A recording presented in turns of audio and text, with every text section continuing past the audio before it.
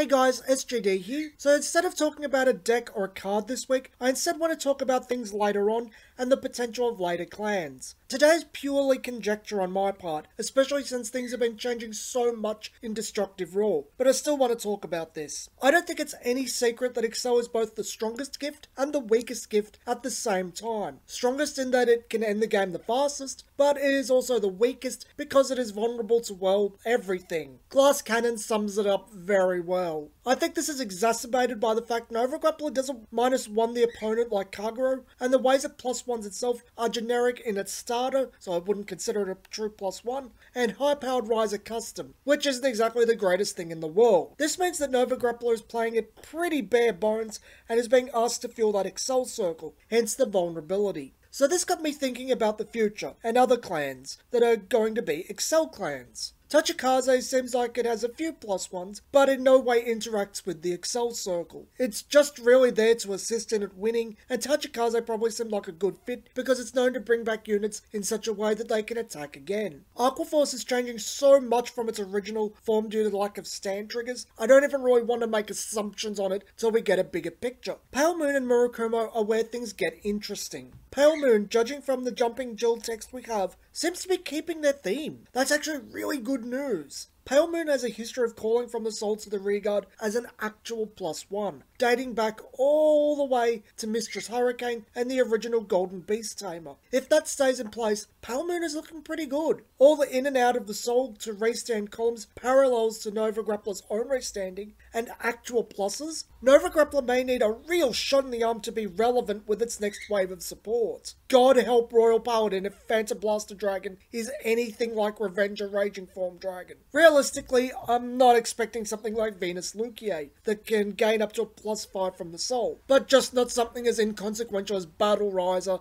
and its crappy columns. Something decent will put Pale Moon head and shoulders above Nova Grappler. Then there is Murakumo. Murakumo is in a very strange place because the V-Series is taking serious influences from the manga in some respects, but we're still doing the original anime where Kyo plays Murakumo instead of Nubatama, and his cards from the manga, such as his ace, Dueling Dragon Zanbaku, retain their Murakumo clan from the card game over the manga's Nubatama. So this means that Murakumo could be given a complete revamp, and God knows they need it. They probably will given Zanbaku, but let's for argument's sake say they stayed similar in theme, but higher power levels. Again, for argument's sake, let's say they got a massively updated Midnight Crow, something akin to Runestar or Revelation Yasui. Something that makes cloning simple and effective. That's one of Excel's main flaws covered right there. They don't have to expel hand. Yes, they probably don't do any tricks unless they get some attack from the back row type shenanigans, which I personally would absolutely adore, but